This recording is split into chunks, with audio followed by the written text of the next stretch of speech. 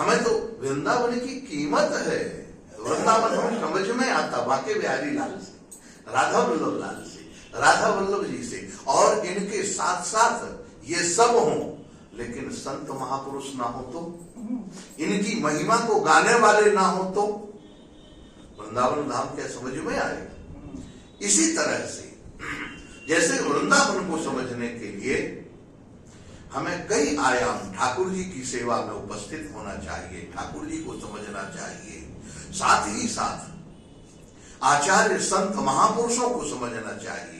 इसी तरह से ऋषभ देव जी कहते हैं, व्यक्ति को श्रेष्ठ अगर बनना है, भगवान का परम प्रिय बनना है, भगवान के हृदय में एक दो स्थिति है।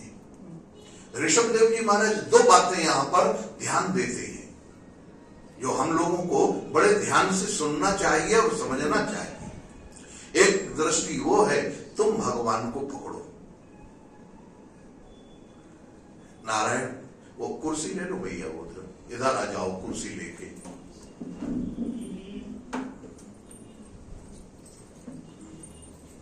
नारायण, एक स्थिति वो है जो हम भगवान को पकड़े। अच्छा, भगवान अनंत हैं, असीम हैं, जिनका सौंदर्य, जिनका स्वरूप, जिनका माधुर्य, लावण्य हम लोगों के बस की नहीं है कि हम पकड़ सके। बोलो है, कितना भी आप कोशिश करो, क्या भगवान को पकड़ पाओगे? दूसरी स्थिति यह है कि भगवान हमें पकड़ ले। आप पहले देखो, दोनों स्थिति हमारे सामने है।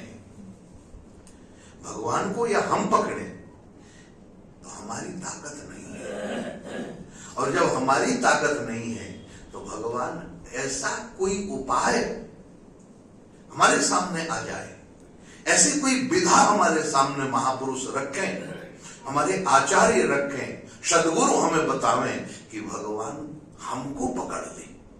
ऋषभ देव जी कहते हैं, बेटा तुम में ताकत नहीं है परमात्मा को पकड़ने की। किसी भी ताकत, किसी भी एंगल से बताओ तुम में क्या सामर्थ्य है, हम में क्या सामर्थ्य है जो हम भगवान को पकड़ सकते हैं? है सामर्थ्य कोई? लेकिन अगर भगवान कृपा करे तो भगवान कृपा कैसे करते हैं? कहा भगवान कृपा करते हैं किसी, या तो दो तरह से भगवान की कृपा होती है। कैसे होती है? कहा एक, भगवान स्वयं अवतार लेकर इस धराधाम में आ जाते हैं। राम, कृष्ण इत्यादि के रूप में भगवान अवतार लेके आ जाएंगे और हमारे लिए सुलभ हो जाते हैं। दूसरा, भगवान इन संतों के रूप में अवतार ले लेते हैं। इन आचार्यों के रूप में भगवान अवतार ले लेते हैं।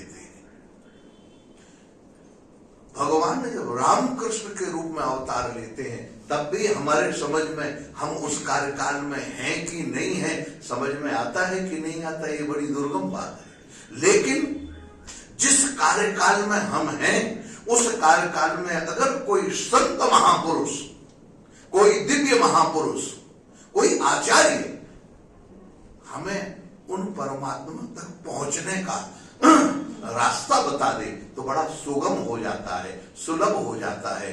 आज ऋषभ देव जी महाराज वही बात कहते हैं, अगर भगवान तुम्हें पकड़े तो उसके लिए एक विधा है।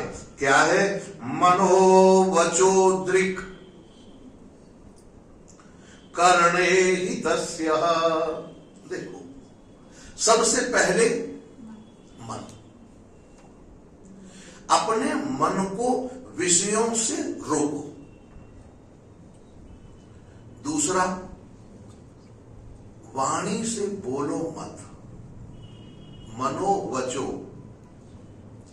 वाणी।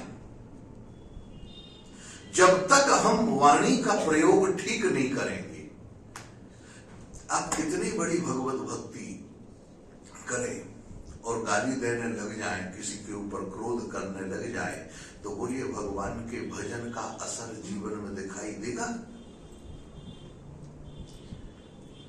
एकादश स्कंध में भगवान श्री कृष्ण स्वयं उद्धव जी महाराज से एक बड़ी विलक्षण बात कहते हैं। यो वाई मांगवान मनसा यह संचये धियायति तस्य व्रत तपोदानम स्रवत्याम्बुखटाम्बवत्। यो वही वाण, पहले वाणी का कंट्रोल, हमें कैसे बोलना है, कितना बोलना है और किसके लिए बोलना है, किसको नहीं बोलना। हर जगह हम विषय को जानकारी है कि नहीं है, हम लोग कमेंट करना शुरू कर देते हैं, गलत है। इसलिए मन वाणी, ऐसे व्यक्ति कितना भी भजन करें, उनका भजन जिसका वाणी के ऊपर, अपने मन के ऊपर, अपनी दृष्टि के ऊपर, अपनी क्रिया के ऊपर नियंत्रण नहीं है, वह व्यक्ति कितना भी भजन करे, कितना भी साधन करे, कैसे भी करे, लेकिन नारायण उसको मेरा अनुभव नहीं हो सकता है, वो मेरे अनुभव से दूर रहेगा। क्यों? क्योंकि उसका भजन साधन ऐसे निकल जाता है जैसे कच्चे घड़े से पानी निकल जाता है। बड़ा सुंदर उदाहरण दिए, फूटा घड़ा नहीं कह रहे, ध्यान रखना। घड़ा पहले पकेगा फिर ना फूटेगा, यहाँ कच्चा घड़ा कह रहे, सर्वत्याम्बुखटाम्बवत्, जैसे घड़े से पानी, कच्चे घड़े से पानी निकल जाता। क्यों भाई कच्चा घड़ा क्यों? कहा कच्चे घड़े से पानी निकलता तो है, लेकिन बाद में वो घड़ा भी मिट्टी बन जाता है। क्यों? कहा बाद में वो मिट्टी इसलिए बनता है कि मिट्टी के बाद फिर वह दोबारा घड़ा बन जाएगा, लेकिन फिर पानी भरेगा तो फिर गल जाएगा, फिर मिट्टी बनेगा उसका। क्यों भाई? क्योंकि वो पक ही नहीं पा रहा है। अगर जीवन में पकाना है, भगवत प्रेम का जल भरना है और हमें श्रेष्ठ बनना है, तो यहां मनोवचोद्रक करणे ही तस्य साक्षात कृतम में वरिवरहीनम ही बिना पुमान येन महाविमोहा। इनसे क्या होगा? वाणी का नियंत्रण, क्रिया का नियंत्रण और मन का नियंत्रण। ऋषभदेव जी कहते हैं, मैंने इसीलिए शांत मन से अपने मन को संसार में लगाना बंद कर दिया। मेरी क्रिया केवल उतनी थी जब तक मेरा काम था, अब कोई काम नहीं है, इसलिए क्रिया से भी उपराम हो गया, क्रिया से भी उपराम। नारायण आप देखेंगे, पहले जिन्होंने चरित्र सुना है, मैं थोड़ा याद दिला दूं। माता देवहूति कपिल देव जी के उपदेश सुनने के बाद स्थिति क्या हुई? अगर कोई खिला दे तो खा ले, कोई स्नान करा दे तो हो जाए। परितः पोष्य देहा, देह की शुद्ध नहीं। अभिप्राय क्या? देह से अलग हो गई। शरीर में रहते हुए हम शरीर से अलग हो जाए, कैसे होंगे? नारायण आप देखें, व्यवहार करते हैं कि हम शरीर से अलग हैं। मेरी आंख में दर्द है, मेरे कान में दर्द है, मेरा हाथ दर्द कर रहा, मेरी कमर दर्द कर, अच्छा मैं दर्द में हूं ऐसा कोई कहता है? इसका मतलब है मेरे हाथ अलग हैं, मेरी आंख अलग है, मेरा कान अलग है, लेकिन मैं अलग हूं। मेरा चश्मा अलग है, इसका मतलब चश्मा और मैं एक ही नहीं है ना। मेरे कपड़े फट गए, माने इसका मतलब कपड़े और मैं, इन दोनों में अंतर है ना। इसी तरह से हम व्यवहार में तो करते हैं कि मेरा शरीर है, मेरी आंख कान नाक है, हाँ महाराज, लेकिन मैं वो आंख नहीं हूं, मैं कान नहीं हूं, मैं शरीर नहीं हूं, मैं कौन हूं? उन्होंने कहा, ऋषभदेव जी महाराज कहते हैं, जब तुम अपनी वाणी को, अगर वाणी को नियंत्रित करोगे तो क्या होगा, मन को नियंत्रित करोगे तो क्या होगा? कहा मन अंतर्मुखी हो जाएगा, अंतर्मुखी, शांत मन से। अभी कुछ दिन से दिखाई नहीं दे रहा महाराज। एक महात्मा अटल्ला चुंगी से लेके और टीबी हॉस्पिटल तक दिखाई देते थे। अभी 3-4 महीने पहले तक देखा, बड़े उच्च कोटि के महापुरुष थे वो, लेकिन उनको समझना बड़ी मुश्किल से, हम ही नहीं समझ पाए। 6 महीने से देख रहे थे, ऐसे धीरे धीरे कंबल ओढ़े, धीरे धीरे पैर रखे, नाक बह रही है महाराज। तो एक दिन मेरे मन में आया, ठंडी का समय, इनको कंबल, उनका महाराज ये कंबल नहीं चाहिए, मानो कुछ दक्षिणा नहीं चाहिए, जरूरत नहीं है। बिल्कुल पागल लग रहा है महाराज, बिल्कुल। महाराज कुछ तो ले लिए, बोले नहीं। महाराज मुझे यहां से मैं जब गया था तो मेरे पास किसी ने पैकेट में मुझे काजू बादाम दिए थे। उनका महाराज कुछ लेंगे, प्रसाद पाएंगे, कुछ दे दो खाने के लिए, ऐसे ही उनका दे दो। मैंने निकाला, बड़े प्रेम से उन्होंने खा लिया महाराज। बाकी और कुछ कोई एक नया पैसा नहीं लिया, एक कंबल नहीं लिया, जबकि ठंड थी उस समय, करारी ठंड थी। लेकिन अभी 7 जनवरी की बात है, लेकिन उन्होंने कुछ नहीं ग्रहण किया। 2-4 दिन 8 दिन दिखाई दिए, इसके बाद पता नहीं कहां चले गए महाराज, कहां गए महात्मा। वो वहीं घूमते खड़े होके, कोई दुनियादारी कहीं हो, बैठे रहे भजन कर, वो थोड़ा बहुत कुछ खा ले पी ले, बस बहुत है, जरूरत नहीं। एक फटा सा चद्दर ओढ़े हुए उसी में अपना भजन करते हुए। वृंदावन में आज लोगों को समझना बड़ा मुश्किल है। तो ऐसे ऋषभदेव जी कहते हैं महाराज, वो बोलते नहीं, मैंने उनको देखा, वो बोलते नहीं थे महाराज, कुछ भी नहीं। लगा कि हाँ साक्षात कर्तम में, मेरे को साक्षात करने का जो स्वरूप है, भगवान कहते हैं मेरा साक्षात्कार अगर दर्शन करना है तुम्हें, तो सबसे पहले तुम अपनी वाणी पर नियंत्रण करो, तुम अपने मन पर नियंत्रण करो, तुम अपनी क्रिया पर नियंत्रण करो। हमारा मन पर नियंत्रण नहीं होता है, हमारी क्रिया पर नियंत्रण नहीं होता है।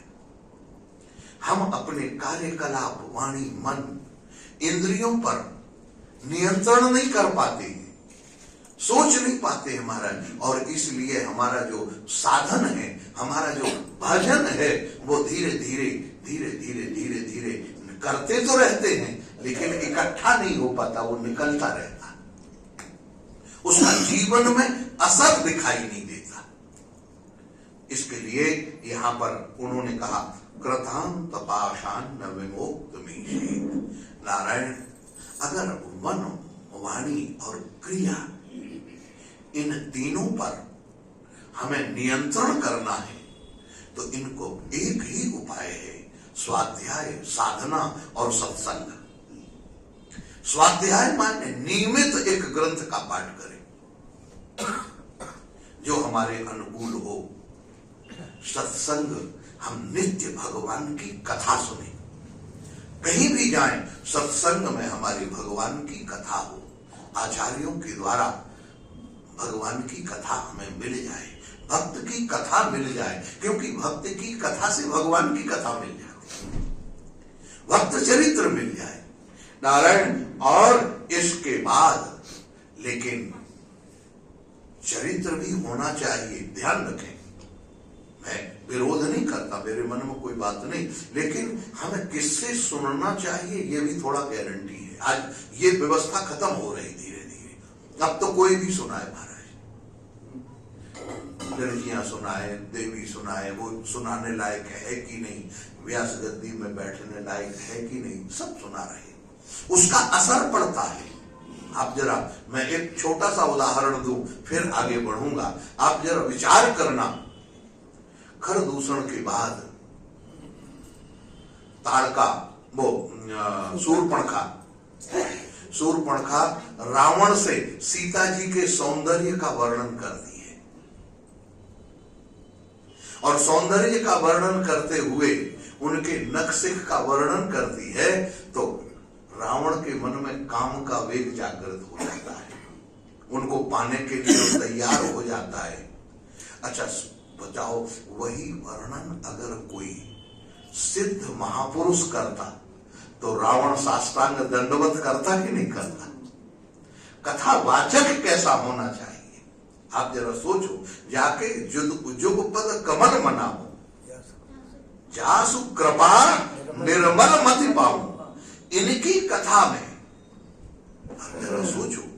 तो कहने का मतलब कथावाचक पर भी ध्यान दे, वो गद्दी का अधिकारी है कि नहीं कथा जमेगी नहीं। यहाँ ऋषभदेव जी ने कहा कि मैं इसलिए श्रेष्ठ हूं, और बच्चों तुम लोगों को अगर श्रेष्ठ बनना है और भगवान तुम्हें पकड़ ले, भगवान तुम्हारे ऊपर कृपा करे, तुम्हें पकड़ ले, तो उसका कारण है केवल एक, तुम्हारी मन, वाणी और क्रिया ये तीनों संतुलित हो जाए। और इनके लिए स्वाध्याय, साधना और सत्संग, इतना कह के नारायण महाराज भरत वो ऋषभदेव जी ने सोचा उपदेश हो गया, भरत को राजगद्दी दे दी, और महाराज ऋषभदेव जी उन्मुक्त होकर अपने वस्त्र छोड़ दिए, निर्वस्त्र हो गए, अवधूत वेश धारण कर लिया, बाल बिखर गए और घर से निकल पड़े। शरीर ग्रहण मात्रेण, शरीर के अलावा और कुछ नहीं। ये नहीं कि कमंडल लेके चले, ये नहीं कि कोई और कुछ ले, कोई वस्तु नहीं। और वहां चलकर नारायण देशम 10 योजनम, यहां लिखा हुआ है, वो चले तो चलने के बाद नारायण उन्होंने देखा अब क्या करें। थोड़ी देर गोदोहन मात्रेणम, गाय जितनी देर में दोही जाती है उतनी देर अगर कभी किसी के पास खड़े हो जाए, स्वाभाविक रूप से जो मिल जाए अंजलि में भर ले, उसको पा लिया और चले जाए। भगवत चिंतन करने लग गए। चिंतन करते करते अब महाराज उनके पास सिद्धियां आई, अनेक तरह की सिद्धियां, अनेक तरह का स्वरूप जब उनके पास आया तो आप देखेंगे उन्होंने उन सिद्धियों को स्वीकार नहीं किया। राजा परीक्षित जब ये प्रसंग सुना, सुखदेव जी ने जब राजा परीक्षित को ये प्रसंग सुनाया तो नारायण परीक्षित बोल पड़े, गुरुदेव मेरे मन में एक शंका है। कहा जब ऋषभदेव जी का इतना बड़ा ऐश्वर्य और स्वयं साक्षात भगवान, लेकिन उन्होंने समस्तों प्रजा को, गृहस्थ को वानप्रस्थ संन्यास धर्म का उपदेश देना सीख लिया, योगियों को, लेकिन अगर उनके पास जो सिद्धियां थी उनको स्वीकार करते तो क्या बिगड़ जाता। सिद्धियों से तो लोग लालायित ही रहते हैं। महाराज सुखदेव जी कहते हैं सत्य मुक्तम किंतु वा एकेन मनसोद्धा। तुम सत्य कह रहे हो परीक्षित, तुम्हारे कहने में कोई अंतर नहीं है, तुम जो बोल रहे हो वो बिल्कुल 100% सत्य है, लेकिन जानते हो विश्रम्भ मनस्थानस्य 60 किरात एव च संगच्छन्ते। नारायण कोई भी व्यक्ति, उनका तो कुछ नहीं बिगड़ता, लेकिन उनको देखने वाले लोग ये सोचते कि सिद्धियों में बड़ी ताकत होती है। नारायण सिद्धियां भगवान के भजन से भटकाने वाली होती है, इसलिए सिद्धियों को कभी स्वीकार नहीं करना चाहिए। और स्वीकार कर न कर्यात् कर्हिचित् सख्यम मनसि हनिवसते यद विश्रम्भ चिराचीर्णम च स्कंध तप ऐश्वरम। इस मन के ऊपर, इस मन के ऊपर जीवन पर्यंत कभी मन पर विश्वास करना ही नहीं चाहिए। हम जब मन के ऊपर विश्वास कर लेते हैं तब हमारा हृदय दूषित होने में देरी नहीं लगती। क्यों? क्योंकि कब धीरे धीरे हमारा मन बदलेगा, ये दुनियादारी के लोग बदलेंगे, आप ध्यान रखना, ये कभी संभव नहीं है और पता नहीं लगेगा और हम पतन हो जाएगा हमारा। इसलिए अंतिम समय तक ना कुर्यात् सख्यम मनसि अनवस्थति, अपने मन के ऊपर यद विश्रम्भा चिराचीर्णम चस्कंध तब ऐश्वरम, इस मन को अगर नारायण आदत लग जाए एक बार तो खत्म हो जाता, भजन खत्म होने लगे। श्री स्वामी हरिदास जी महाराज, आप देखेंगे हरिदास जी महाराज ने, ठाकुर जी का रोज 56 भोग लगता था बिहारी जी का, हरिदास जी के समय में, और लेकिन आप एक मुट्ठी चना भिगोकर ही खाते थे। 56 भोग में वो एक मुट्ठी चना भिगो दिया और उसका ही भोग लगा के वही पाते थे। उसमें भी बंदर, पक्षी इत्यादियों को बांटकर एक दिन ठाकुर जी प्रकट हुए। ठाकुर जी ने कहा, हरिदास तुम हमें 56 भोग लगाते हो, तुम क्यों नहीं पाते? क्या ये तुम्हारे पालने लायक नहीं है? उन्होंने कहा, प्रभु आप ऐश्वर्य शिरोमणि हैं, आपकी दृष्टि में ऐश्वर्य है, आप जहां जिसको जो चाहे दे सकते हैं, आप जो चाहे जिसको ले सकते हैं, लेकिन मैं ठहरा गरीब महात्मा, साधु, और मुझे भजन के अलावा और कुछ आता, और अगर मैंने ये राजसी भोजन किया तो मेरे जीवन में रजोगुण आ जाएगा, सत्व गुण खत्म होने लगेगा, तमोगुण धीरे धीरे आ सकता है। इसलिए प्रभु आप इनको पचाने में समर्थ हैं, 56 भोग पचाने में मैं समर्थ नहीं, मैं समर्थ नहीं, मैं तो बस यही। हरिदास जी से भगवान ने कहा, ना तुम्हें मेरा 56 भोग पाना पड़ेगा। उनका गुरुदेव जब आप कह रहे हैं तो मैं जरूर पाऊंगा। महाराज एक दोने में थोड़ा थोड़ा निकाला 56 भोग, और वो दोने से निकाल के उसमें मछलियों को खिलाया, मरकट बंदरों को खिलाया, थोड़ा थोड़ा सब में खिलाया, और सबको खिलाने के बाद नारायण उस दोने में से आधा किनका इतना जो बचा था वो सिर माथे लगा के प्रसाद ले लिया। कहा, अब आप प्रसन्न हो जाइए, मैंने आपकी बात मान ली,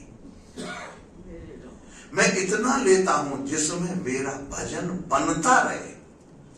भोजन भी उतना ही अच्छा होता है जिससे हमारा भजन बनता रहे, हमारा स्वाध्याय बनता रहे, हमारी साधना चलती रहे।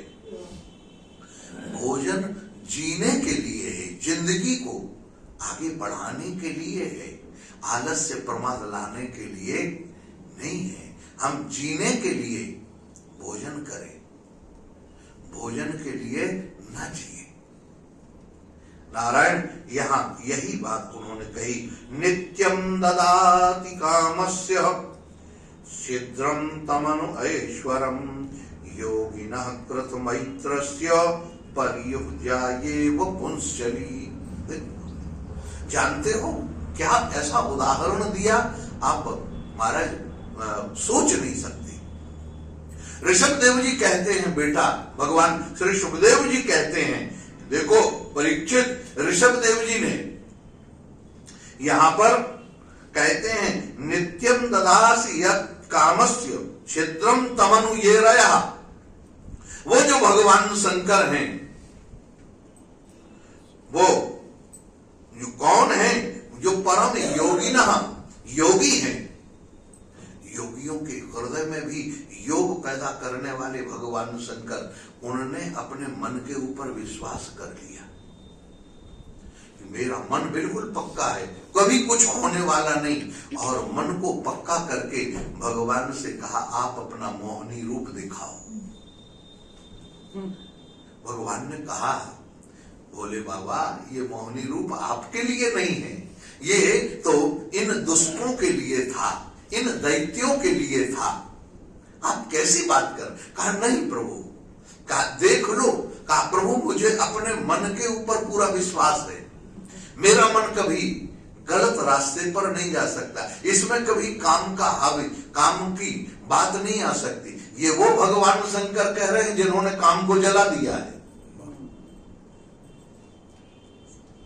काम को जिन्होंने जला दिया है नारायण। लेकिन वो भगवान शंकर भगवान मोहिनी को देखकर ही, हाँ, मोहिनी को देखकर पार्वती को भूल गए, कार्तिकेय गणों को भूल गए, नंदी को भूल गए नारायण, और सबको भूलकर कब उनका वस्त्र खुल गया और चल पड़े।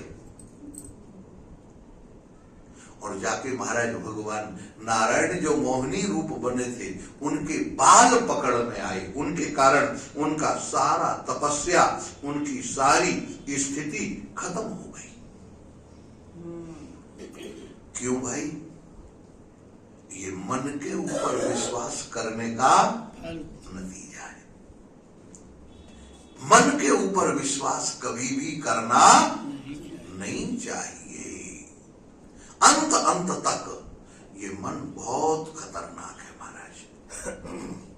अच्छा एक बात और बताएं, मन आप गलत काम करने लगो तो मन वही सपोर्ट करने लगे, अरे कोई बात नहीं, ऐसा कर लेंगे, ऐसे से ऐसा हो जाएगा ऐसे, और उसी गलत काम में जरा सुंदर बुद्धि लगाओ, ऐसा होगा, तो बुद्धि अंतरात्मा मना कर देगी, ना ना ना गलत है, ऐसे नहीं करना चाहिए। ये मन दोनों तरफ, ये दो मुहा सांप है, वो दो मुंह का सांप देखा है आपने? हाँ, अधिकतर केले के झाड़ों के नीचे रहता है, केले का वृक्ष जहां होते हैं, क्योंकि वहां ठंडक ज्यादा होती है, वो काटता वाटता नहीं है जल्दी। हाँ महाराज, लेकिन जिधर मन होता उधर चल देता है, लौटता नहीं है वो कभी। आपने उसको कभी घूमते हुए नहीं देखा हो, जिधर मन होगा वहीं चल देगा। इसी तरह से ये मन है, जिधर मन चले वहीं चल देगा। हाँ, ये ध्यान रखना इसको। यही कहा, कामो मन्युर मदो लोभा शोक मोह भयादया। मन पर विश्वास न करने के कारण क्या होता है? मन में कामना जागृत होती है, और कामना के बाद अगर कामना पूरी हो जाए तो मद आ जाता है मैंने करके दिखा दिया, और उस कामना पूरी के बाद, मद के बाद फिर लोभ आ जाता है कि और मिले, अभी एक बार में संतोष नहीं है, दोबारा फिर मिल जाए, दोबारा ऐसी व्यवस्था बन जाए, हमें ये वस्तु और मिल जाए, ये स्थिति और हो जाए, और उसके ना मिलने पर क्या होता? शोक हो जाता है, रोने लगते हैं महाराज, दुख के सागर में डूब जाते हैं। और अगर मिला है वस्तु या व्यक्ति तो वो छूटने न पाए, इसलिए मोह हो जाता है। हमारे जीवन में मोह और भयादया, देखो भय इत्यादि उसके जीवन में छूट जाने के बाद, भय, और भय दो तीन तरह से आता है। एक परिणाम का भय होता है, जब हम विचार करने लगते हैं, अब ऐसी गलती तो हो गई लेकिन इसका परिणाम आएगा तो कैसे भोगेंगे, इसका ये फल मिलेगा, अब कैसे होगा नारायण। ये परिणाम जब सोचेंगे तो भय होगा, और उस भय से छुटकारा दिलाने वाला कोई मिलने वाला। क्यों? क्योंकि आप अपनी बात कभी किसी से ओरिजिनल कहेंगे नहीं। क्यों नहीं कहोगे? क्योंकि वो ताकत नहीं है, वो साहस नहीं है। पहले हम अगर कहेंगे तो ये क्या कहेंगे कि तुमने ऐसा किया, तुमने ये व्यवस्था लो नारायण, तो क्या होगा? भजन भी छूट जाएगा। काम क्रोध लोभ मोह मद मात्सर्य इत्यादि दोष दुर्गुण हमारे जीवन में भी प्रवेश कर जाएंगे, और इनसे कर्म बंधस्य जन्मूलः नारायण, हमारा कर्म बंधन शुरू हो जाएगा। जन्मूलः, मूल में हमारा कर्म बंधन शुरू हो जाएगा। हम उन कर्मों से बंधने लग जाएंगे। कहां कर्मों से छूटने की बात करते थे। इसीलिए ओम तत्पुरुष बुधा, ऐसा कौन बुद्धिमान व्यक्ति होगा, ऐसा कौन बुद्धिमान व्यक्ति होगा नारायण, जो इस मन पर विश्वास करके इन सिद्धियों को प्राप्त कर ले। इन सिद्धि, वो लोग कोई और हैं जो सिद्धि के लिए नारायण भजन करते हैं, जो सिद्धियां चाहते। भागवत के मूल में मैं आपको बताऊं, भागवत के मूल में एक विलक्षण बात, जब परीक्षित घर छोड़कर चले, गंगा किनारे पहुंचे, श्री सुखदेव भगवान का दर्शन हुआ। सुखदेव भगवान से सबसे पहले सुखदेव जी का पूजन किया, प्रणाम किया, सुंदर आसन में बैठ गए। तब कहा महाराज, अतः प्रच्छामि संसिद्धिम योगिनाम परमं गुरु, मैं आपसे एक संसिद्धि पूछना चाहता हूं। सुखदेव जी ने बात बदली, अच्छा सिद्धि पूछना चाहते हो, ऐसी सिद्धि कि सांप काटे और जहर ना लगे? ना महाराज, सिद्धि नहीं, आपने थोड़ा सुना नहीं। क्या? संसिद्धि। संसिद्धि का मतलब कहा, सिद्धि तो वो है जो चमत्कारिक दिखाती है, चमत्कार दिखाने वाली। तो हमें चमत्कारिक सिद्धि नहीं चाहिए। कहा क्यों? कहा वो तो हमारे पूर्व खानदान में शुरू से बनी रही है। कैसी?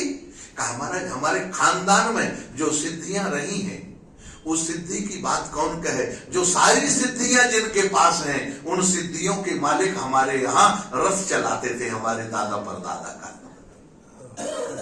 इसलिए हमें वो सिद्धि नहीं चाहिए। हमने देख लिया उसके का परिणाम है। उनके रहते तक कोई नहीं समझ में आया, जब चले गए तब पता लगा। इसलिए हमें तो सिद्धि नहीं, संसिद्धि चाहिए। संसिद्धि कौन? कहा जिनकी ये सिद्धियां हैं, जिनकी ये सारी सिद्धियां हैं, अणिमा, महिमा, लघिमा, वशिता, प्रकाम्य, ईशिता इत्यादि, ये जो अष्ट सिद्धि है, नवनिधि है, ये अष्ट सिद्धि और नवनिधि जिनकी है, वो परमात्मा कैसे प्रसन्न होंगे? हमें उनको चाहिए। अगर वो मिल जाए तो बोलो ये सिद्धियां सब अपने आप मिल जाएंगी कि नहीं? जरा सोचो। जैसे एक सीधा सीधा उदाहरण है, एक राजा की बहुत सी पत्नी, राजा बाहर गया, उसने पत्र लिखा कि हम आ रहे हैं, बोलो तुम्हें क्या चाहिए, तुम्हें क्या चाहिए? सब रानियों ने अपनी अपनी डिमांड रख दी, लेकिन सबसे जो छोटी रानी थी, उसने कह दिया हमें प्रभु कुछ नहीं चाहिए, केवल आप आ जाओ, हम तो आपको ही चाहते हैं, आप आ जाओ तो हमें सब कुछ मिल गया।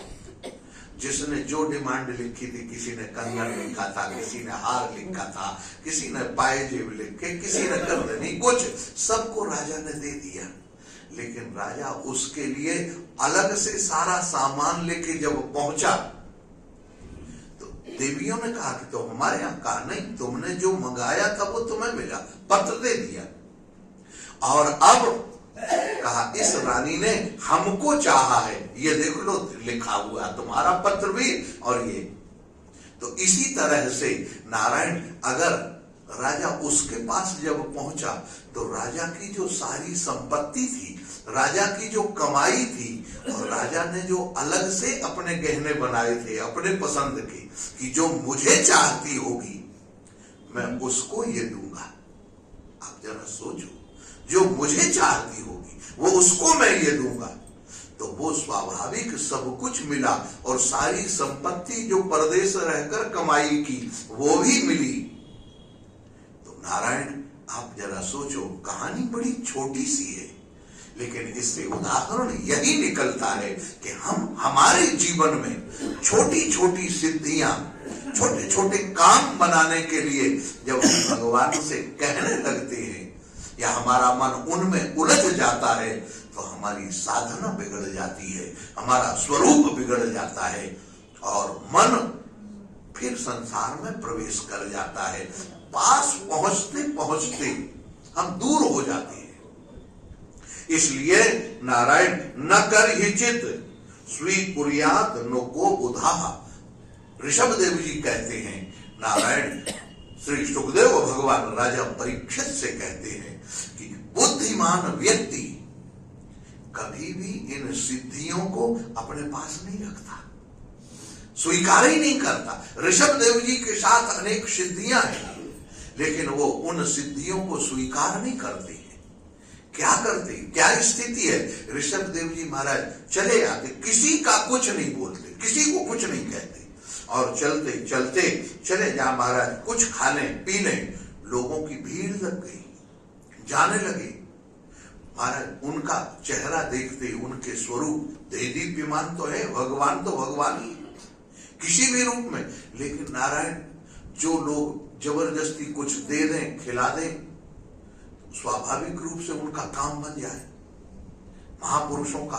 क्योंकि महापुरुष की सेवा कभी भी व्यर्थ नहीं जाती। हाँ, आचार्य की सेवा कभी भी व्यर्थ नहीं जाती, महापुरुष की सेवा कभी भी व्यर्थ नहीं जाती। ध्यान रखना, एक छोटा सा किया हुआ उपकार भी वो संत के जीवन का, नारायण वो तुम्हारे जीवन में एक दिव्य रास्ता बन के आएगा, दिव्य एक खोज बनकर, दिव्य एक व्यवस्था बनकर तुम्हारे जीवन में आएगा, और तुम्हारा मन परिवर्तित कर देगा, तुम्हें भगवान से जोड़ देगा। ऋषभ देव जी का प्रभाव इतना होने लगा, ऋषभ देव जी ने कहा अब ठीक नहीं, इससे मुक्ति पाना चाहिए, क्या करें महाराज? अब ऋषभ देव जी ने खड़े खड़े मलमूत्र का त्याग करना प्रारंभ कर दिया। हाथ से भिक्षा लें और मुंह में लगा लें, कुछ थोड़ा बहुत खा लें, गिरा दें, शरीर में लगा दें। अब क्या करें?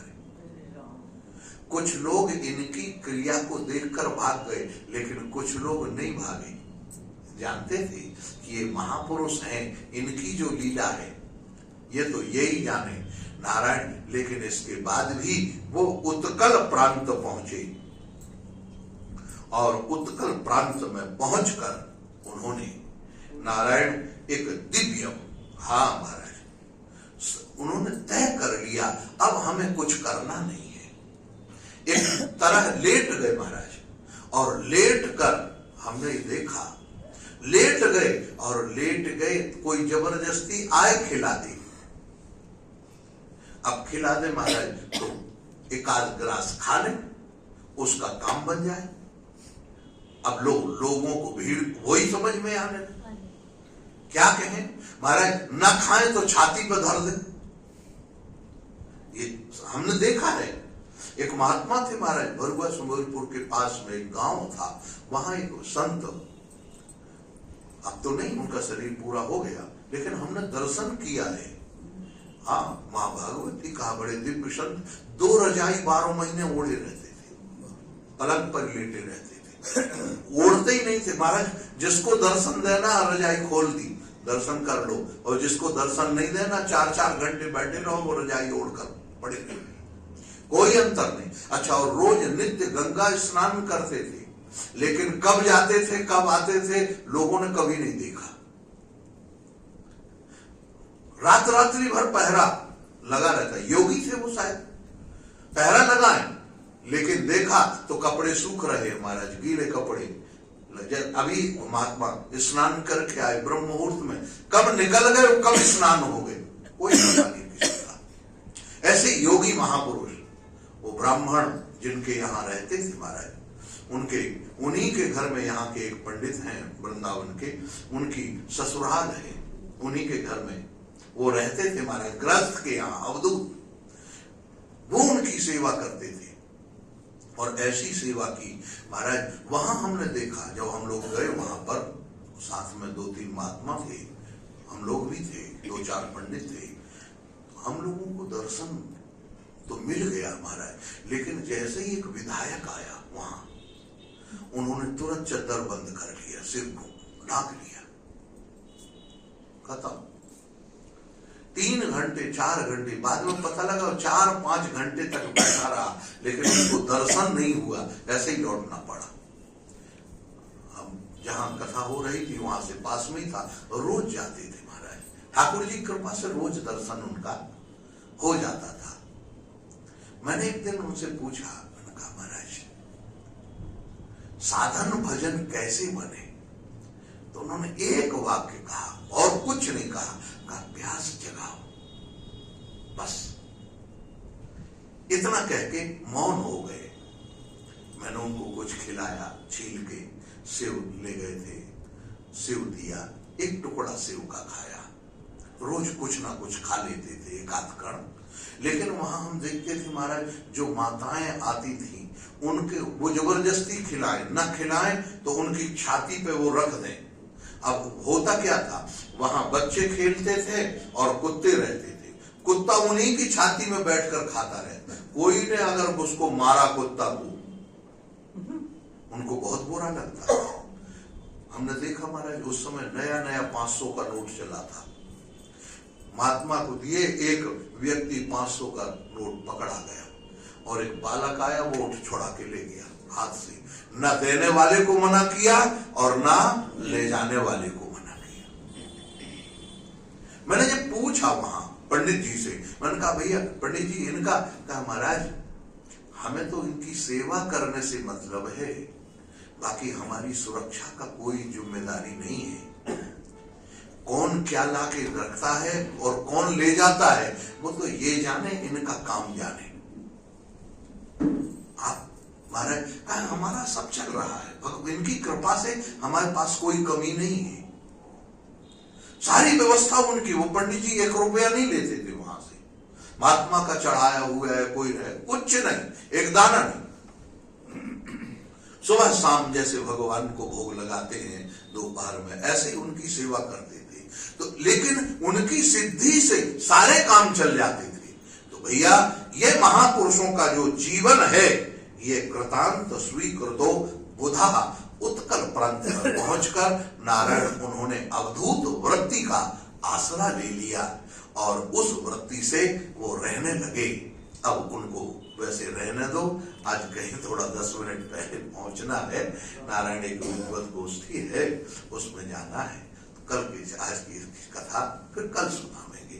बोलिए गोपाल कृष्ण भगवान की जय जय श्री राधे। हरे कृष्ण कृष्ण कृष्ण हरे हरे।